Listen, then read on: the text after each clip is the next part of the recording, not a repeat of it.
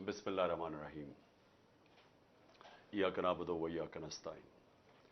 मैं आज मेरे पाकिस्तानियों, आज मैंने ये ज़रूरी समझा कि आपसे बातचीत करने का, क्योंकि मैं समझता हूँ कि हमारा मुल्क एक ऐसे अहम मोड़ पे खड़ा है कि अगर हम पाकिस्तानी, अगर अब हम इसमें अपनी आवाज़, जो आने वाली नाइंसाफ़ियाँ हैं, जो हमारी आइन की धज्जियाँ उड़ाने वाली तैयारियाँ हुई हैं पाकिस्तान में, जो इस मुल्क के कानून और रूल ऑफ लॉ को पैरों के अंदर रोंदने की तैयारी हो रही है, जो आ गई पाकिस्तानियों के फंडामेंटल राइट्स की।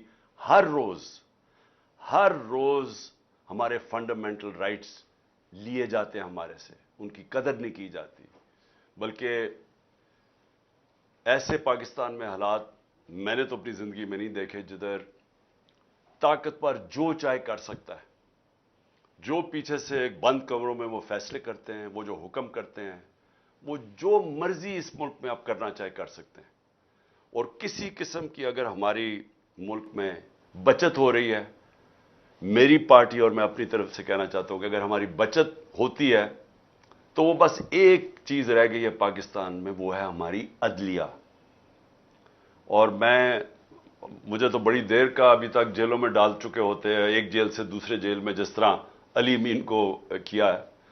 तो अगर हमारी अदालतें ना होती तो मुझे तो इन्होंने 140 या 145 केसेस कर चुके हैं, जिसमें क्रिमिनल केसेस हैं, जिसमें दहशतगर्दी के केसेस हैं, जिसमें एक के ऊपर मेरे ऊपर FIR काटी गई है गद्दारी की, पाकिस्तान से गद्दारी की, क्योंकि मैंने डर्टी हैरी की तौहीन कर दी है, जिस पे मेरे ऊपर मजहब की तौहीन का केस कर दिया है गवर्नमेंट ने, कि शहबाज शरीफ को कई लोगों ने या इनको कई आवाजें लगा दी मदीना में, तो उसमें मेरे ऊपर कैसे तौहीन मजहब लग गया। तो ये हो रहा है आज।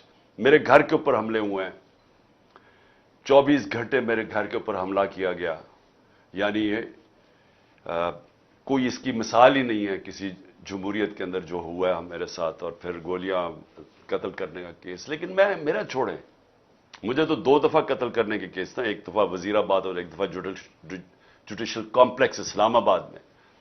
लेकिन मैं बात कर रहा हूं जो मेरे लोगों से हो रहा है यहां। तो यहां तो सिर्फ हम एक ही तरफ देख रहे हैं, अदलिया की तरफ, और हम वो लोग हैं जो मुल्क छोड़ के नहीं जाने वाले।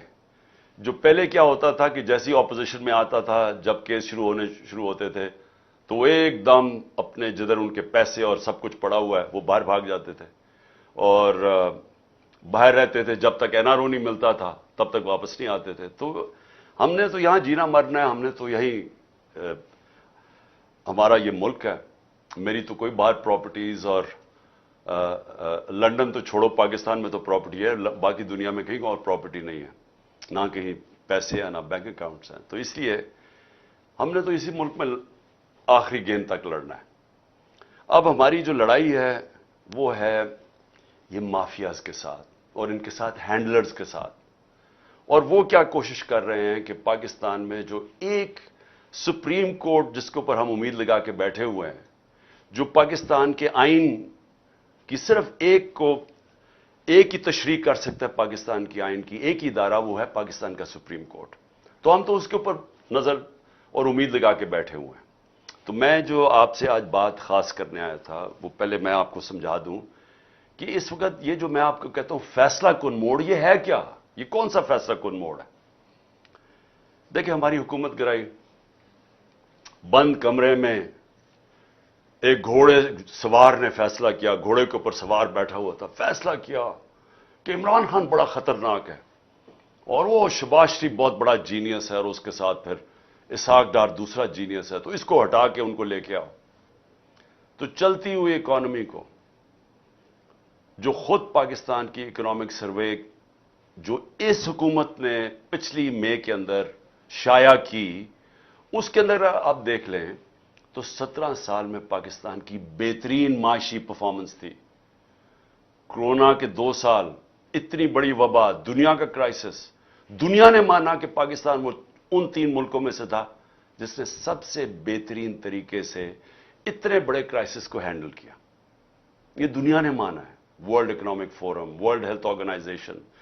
آپ امریکہ کا جو پچھلا فائنانس سیکٹری تھا جو ٹرمپ کے زمانے میں, اس نے کہا, یا اس سے ٹرمپ سے پہلے پریزیڈنٹ کے زمانے, اس نے کہا کہ اگر امریکہ پاکستان کی طریقہ پہ چل پڑتا جس طرح پاکستان نے اس وبا کا مقابلہ کیا ہے, تو پتہ نہیں کتنا 10,000 ارب ڈالر کا امریکہ کا بچ جانا تھا. سو ہم اپنی بات نہیں کر رہے, دنیا نے اکنالج کیا, ہمارا جو احساس پروگرام دنیا نے اکنالج کیا کہ جس طرح ہم نے اپنے لوگوں کو بچایا, جو کیونکہ کرونا کے لاک ڈاؤن سے نچلا طبقہ پس گیا, غربت ساری دنیا میں بڑھ گئی, تو پاکستان کی مثال دی جاتی تھی جس طرح ہم نے احساس پروگرام سے, اور اپنے پھر اسٹیٹ بینک نے بھی کیسے ہم نے اپنی انڈسٹری کو بچایا, اپنے لوگوں کو بچایا. تو یہ تو دنیا نے اکنالج کیا ہے. اب ہمیں ہٹایا جاتا ہے.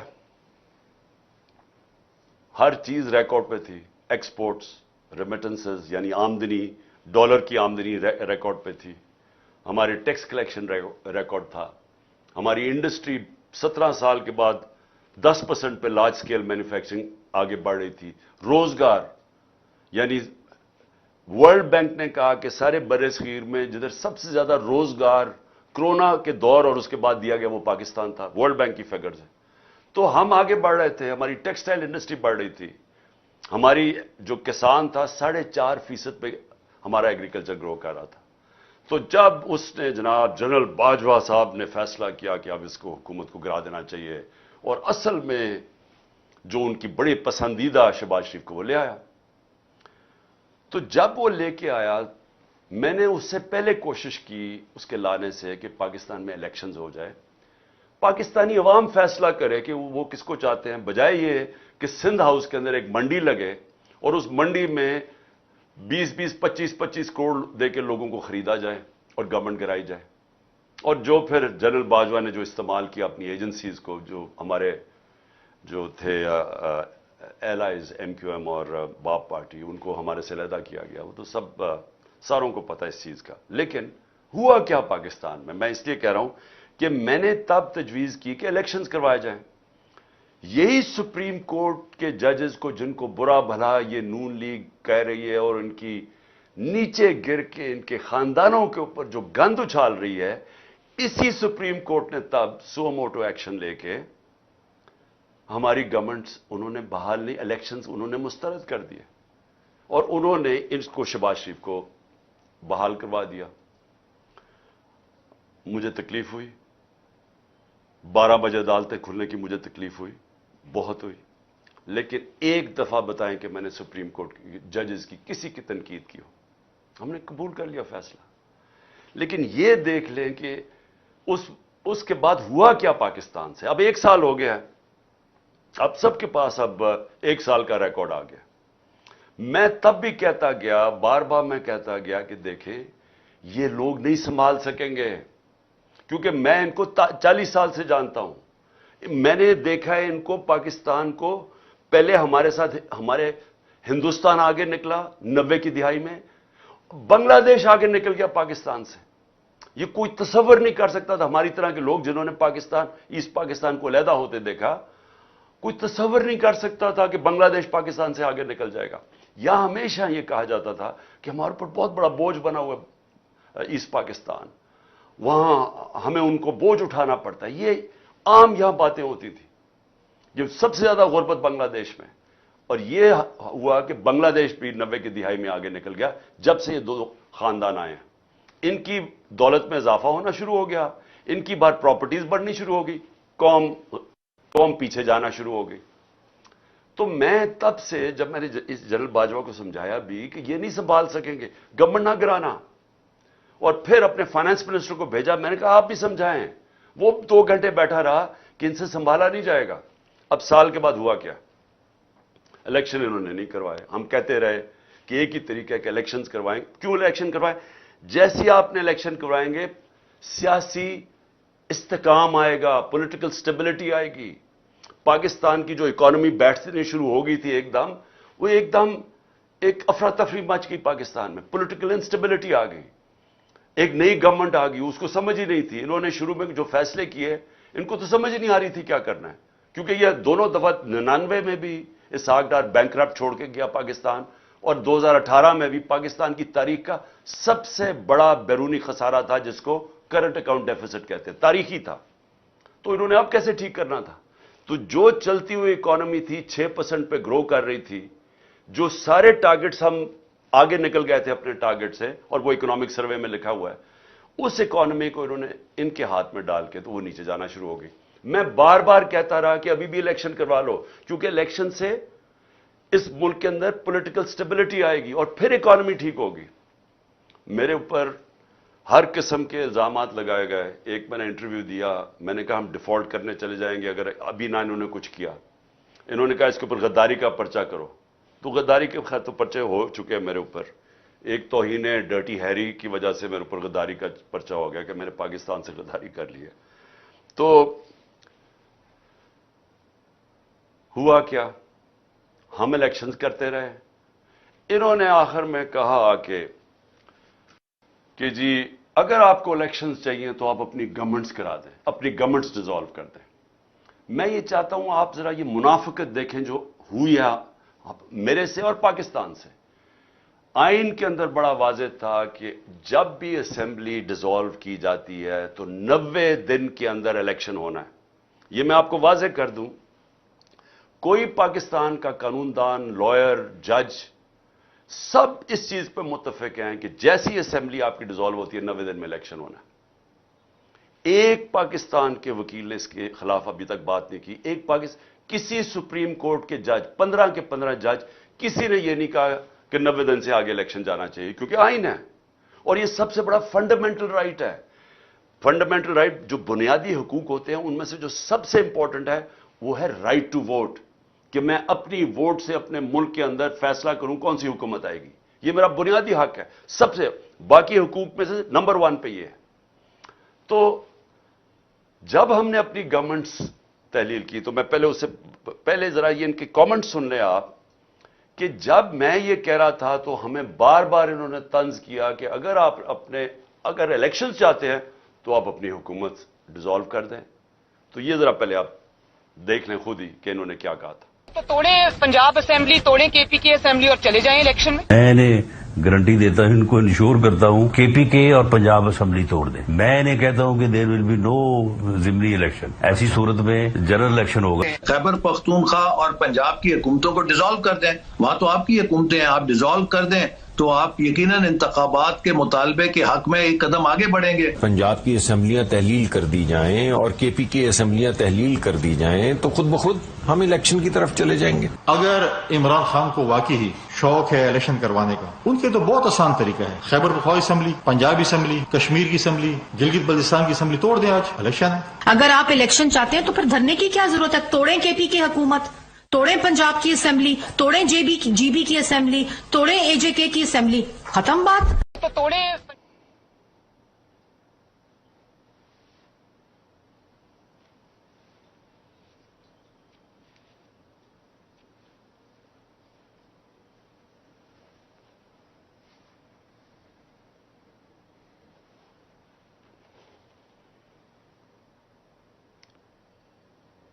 اوکے, اچھا جی. تو یہ اب آپ نے دیکھ لیا کہ یہ تب تھا جب ہم نے اپنی اسمبلیز تحلیل نہیں کی تھی. جب اسمبلیز تحلیل کی تو کیا ہوا, ایک دم شور مچ گیا کہ جی یہ الیکشن تو ہوں گے ہی نہیں. سب نے مل کے شور مچا دیا الیکشن نہیں ہوں گے. انہوں نے جو الیکشن کمیشن نے جو سب سے زیادہ بددیانتداری کی, جو اس نے بے ایمانی کی, کہ اس نے دونوں جب کیئر ٹیکر گورنمنٹ ہم نے بنائی تو اس نے وہاں فضل الرحمان کے لوگ بٹھا دیے پختونخوا میں, اور پنجاب کے اندر شہباز شریف کی حکومت لے آیا. یعنی سارے ان کے آفیسر سب لوگوں کو اوپر بٹھا دیا. اور اس کے بعد وہ حکومتیں, یہ جو کیئر ٹیکر ہے اس کا کام تھا الیکشن کروانا, وہ کیئر ٹیکر الیکشن کی بات نہ کرے. ہمیں جانا پڑا سپریم کورٹ میں.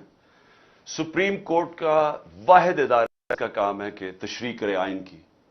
سپریم کورٹ نے فیصلہ دے دیا 4 اپریل کو کہ جناب پنجاب کی حکومت, پنجاب میں الیکشن ہوں گے 14 مئی کو. ہم نے تیاری کرنی شروع کر دی. ہم نے جس دن تیاری کرنی, ہم نے اپنی الیکشن کیمپین اناؤنس کرنی تھی, تو انہوں نے آ کے ہمارے اوپر حملہ کر دیا. ہمارے اوپر پنجاب پولیس نے جب ضلع شاہ کو انہوں نے تشدد کر کے قتل کیا تو ہم تو اپنی الیکشن کیمپین پہ نکلے ہوئے تھے جو کہ اناؤنس ہو چکی تھی. انہوں نے صبح کو وہ دفعہ 144 لگائے جو لگا ہی نہیں سکتے ایک دفعہ الیکشن اناؤنس ہو جائیں, اور ہمارے اوپر انہوں نے حملہ کر دیا, ہمارے پہ کیسز کر دیے. تو ادھر سے نیت نظر آ گئی کہ یہ تو الیکشن چاہتے ہی نہیں ہیں. تو اس کے بعد یہ پھر آگے بات بڑھی. سپریم کورٹ نے چیف جسٹس صاحب نے ہمیں کہا کہ آپ ان کے ساتھ بیٹھیں اور آپ کوشش کریں کہ یہ چاہ رہے ہیں کہ ایک ہی وقت پہ الیکشنز ہو. تو ہم نے ان کے ساتھ بیٹھے, ہم نے ان کے ساتھ بات چیت شروع کی. ہم نے کیا ذرا آپ کو سمجھ آ جائے کہ ان کو ہمارے موقف میں فرق کیا تھا. ہم نے ان کو کہا کہ اگر آپ سیریس ہیں تو 14 مئی سے پہلے آپ فیڈرل گورنمنٹ ڈیزالو کر دیں اور ہم پھر اکٹھے الیکشنز کروا دیں گے. انہوں نے آگے سے کہا نہیں جی وہ بجٹ کے بعد کریں گے. اب پاکستانیوں ذرا یہ سمجھنے کی کوشش کریں, کیا بجٹ اس کو بنانا چاہیے جو کہ پبلک کا مینڈیٹ لے کے آئے, یعنی پبلک سے ووٹ لے کے آ کے وہ بجٹ بنائے, یا وہ حکومت بجٹ بنائے جو کہ بجٹ بنا کے اس نے ڈیزالو ہو جانا ہے؟ یہی بدنیتی تھی. ان کا الیکشن بجٹ کے بعد بھی پلان نہیں تھا. یہ صرف ٹائم بائی کر رہے تھے. یہ صرف چاہ رہے تھے کہ ہم مذاکرات کرتے رہیں اور کسی طرح جو سپریم کورٹ فیصلہ کر بیٹھی تھی 14 مئی کے الیکشن کا, یہ اسے نکلنا چاہتے تھے. تو انہوں نے ہمیں کہا کہ جی ہم پہلے بجٹ پاس کریں گے. بدنیتی ادھر پتہ چل گئی. ہم نے ان کو واضح کہہ دیا. ہم نے کہا کہ دیکھیں 14 مئی سے پہلے گورنمنٹ کرائیں اکٹھے الیکشنز. اگر آپ نہیں کرتے تو ہم پھر اپنے جو سپریم کورٹ کہہ بیٹھے پنجاب کے الیکشن ہم اس پہ چلیں گے. مذاکرات ہوئے, بدنیت تھے, فیل ہو گئے, اور آج بھی جو سپریم کورٹ میں انہوں نے جو بات چیت کی ہے اس میں کوئی عقل بنتی نہیں ہے. جو انہوں نے آرگیومنٹس دیے ہیں, کوئی کسی بھی یعنی کسی دنیا کی جمہوریت میں ایسی بات چیت ہو سکتی نہیں ہے جو انہوں نے باتیں کی ہیں. عجیب انہوں نے کوئی کہ ہم الیکشن اس لیے نہیں کروا سکتے, پتہ نہیں پیسے نہیں ہیں تو پتہ نہیں ہم بجٹ پاس کریں گے. آئی ایم ایف کا پروگرام ہے, آئی ایم ایف کا پروگرام ہے, یہ بھی سن لیں. یہ کہہ رہے ہیں کہ تب تک آئی ایم ایف سے اگریمنٹ ہو جائے گی. ہمیں 1 سال پہلے سے یہ کہہ رہے ہیں کہ جناب آئی ایم ایف سے اگریمنٹ ہونی چاہیے, اس لیے ہم الیکشن نہیں کروا رہے. یہ 20 میں 2022 کو انہوں نے ہمیں کہا تھا کہ ابھی ہم اس لیے نہیں کروانا چاہتے, ہم الیکشن نہیں کروانا چاہتے کیونکہ آئی ایم ایف سے اگریمنٹ ہو رہی ہے. کیا گارنٹی ہے کہ آئی ایم ایف سے اس سال ہی اگریمنٹ نہیں ہوگی؟ ابھی تک تو اگریمنٹ نہیں ہو رہی. تو آئی ایم ایف کی اگریمنٹ کا بہانہ دے کے ہمیں کہہ رہے ہیں جو ہمارا رائٹ ہے, یہ یاد رکھیں, اس پہ کوئی گنجائش نہیں ہے. ہمارا یہ حق ہے کہ جب ہماری اسمبلیز ڈیزالو ہوئی 90 دن میں الیکشن ہونا ہے. یہ سے چینج نہیں ہو سکتا. بہانے مار رہے ہیں آئی ایم ایف کے, پیسے نہیں ہیں, سیکیورٹی. آج جو سپریم کورٹ کا فیصلہ آ جائے گا, ہم نے سپریم کورٹ کو واضح کہہ دیا کہ جی اگر انہوں نے جوائنٹ الیکشن اور 14 مئی سے پہلے گورنمنٹس نہیں اپنی ڈیزالو کرنی, ہم اپنے پنجاب کا الیکشن چاہتے ہیں, اور اس کے بعد پختونخوا کا, اس پہ بھی ہم سپریم کورٹ میں جانے لگے ہیں. کیونکہ وہاں بھی اب یاد رکھیں جو کیئر ٹیکر گورنمنٹس ہیں ان کی حیثیت ختم ہو چکی ہے. آئین کے اندر کوئی گنجائش ہی نہیں ہے کہ 90 دن کے بعد ایک کیئر ٹیکر بیٹھی رہے, کیونکہ ان کے پاس تو اب کوئی آئینی قانونی طور پہ تو یہ ان دونوں کو گھر جانا چاہیے, اور ہم عدالت میں جا رہے ہیں اس کے اوپر. کیونکہ یہ انہوں نے اپنے لوگ بٹھا کے, یعنی وہ لوگ جو کہ نون لیگ کی گورنمنٹ پنجاب میں آ گئی ہے, الیکشن کے ذریعے نہیں, صرف اپوائنٹ کیے گئے ہیں ایک الیکشن کمشنر جو ان کے ساتھ ملا ہوا ہے نون لیگ کے ساتھ اور یہ پی ڈی ایم کے ساتھ.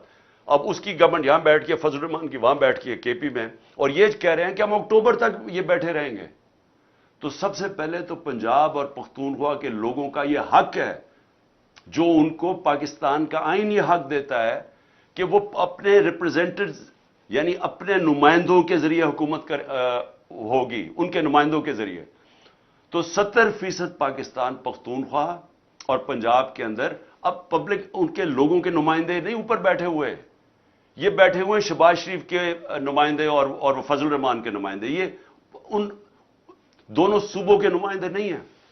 لہذا پہلے تو یہ گورنمنٹس ختم ہو گئی.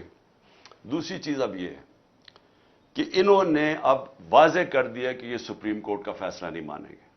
اور میں اصل چیز پہ آپ آ رہا ہوں کہ انہوں نے سپریم کورٹ کا فیصلہ نہیں ماننا, انہوں نے بہانے مارنے. میں آج اب آپ کی اپنی ساری قوم کو پہلے یہ کہنا چاہتا ہوں کہ یہ کیوں اکتوبر تک الیکشن کھینچنا چاہتے ہیں؟ کیا اکتوبر کے اندر یہ کوئی ایسے کام کر دیں گے کہ ملک میں ان کی ایک دم پاپولیرٹی بڑھ جائے گی, ان کا ووٹ بینک بڑھ جائے گا؟ ووٹ بینک تو ان کو نیچے جا رہا ہے. وہ میں ابھی آپ کو ذرا اعداد و شمار دینا چاہتا ہوں کہ وہ ووٹ بینک تو نیچے گرتا جا رہا ہے. ڈر رہے ہیں یہ الیکشن سے, تو کیوں وہ اکتوبر کی انتظار کر رہے ہیں؟ کیا ہوگا اکتوبر میں؟ کون سا ان کے پاس گیم پلان ہے, کون سا روڈ میپ ہے؟ آپ یہ صرف دیکھ لیں کہ یہ جو جنرل باجوہ نے کہ عمران خان خطرناک ہے, گورنمنٹ گرائی تھی, آج ذرا صرف دیکھ لیں کہ پاکستان کھڑا کدھر ہے. ہماری جب گورنمنٹ گئی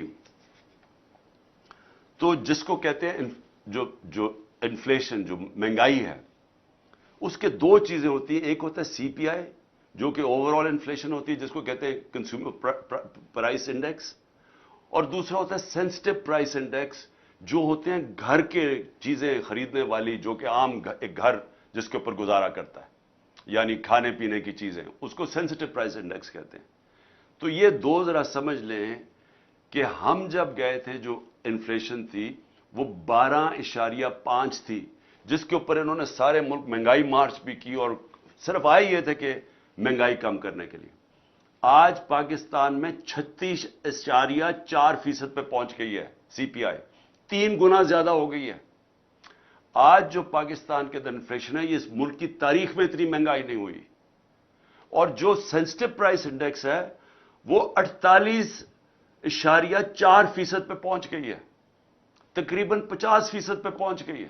جو کھانے پینے کی چیزیں ہیں, یہ عام گھر کے اندر لوگوں سے آج پوچھیں ان کے اوپر کیا گزری ہے, اس لیے بھاگ رہے ہیں الیکشن سے. آج تنخواہ دار طبقہ پاکستان میں رل گیا ہے. میں آپ کو صرف یہ بتا دوں کہ اگر بینک میں آپ کے پاس 100 روپیہ پڑا تھا سال پہلے, اگر اوور آل انفلیشن کی بات کرتے ہیں نا کہ جو ٹوٹل مہنگائی ہوئی ہے, تو آپ کا 100 روپیہ صرف 63 روپیہ بچ گیا ہے. باقی اس میں سے پیسہ نکل چکا ہے مہنگائی کی وجہ سے. آپ اس کی خریدار کی پاور صرف رہ گئی ہے 63 روپے. سال پہلے 100 روپیہ, آج 63 روپے. اور اگر کھانے پینے کی چیزیں جسے کہتے ہیں سینسٹیو پرائس انڈیکس, جو عام لوگ گھروں میں استعمال کرنے کی جو ضروری چیزیں ہوتی ہیں, وہ اگر آپ کے بینک میں 100 روپیہ پڑا تھا سال پہلے, آج صرف 52 روپیہ کی اس کی خریدار کی پاور رہ گئی ہے. 100 میں سے صرف 52 روپے کی چیزیں اب آتی ہیں جو 100 روپے کی آتی تھی ایک سال پہلے. یہ جنرل باجوہ کا تحفہ تھا کہ انہوں نے جو ہماری گورنمنٹ گرا کے یہ لوگ لے کے آئے. اور اس کے بعد آگے چلیں, جو اب ہمارا مسئلہ کیا, سب سے بڑا مسئلہ کیا ہے کہ ہمارے پاس ڈالرز کم ہوتے ہیں. تو جو سب سے بڑی کوشش ہوتی ہے کہ ڈالرز کی انکم بڑھائی جائے تاکہ آپ کے ریزرو بڑھیں, تاکہ آپ کا روپیہ مضبوط ہو.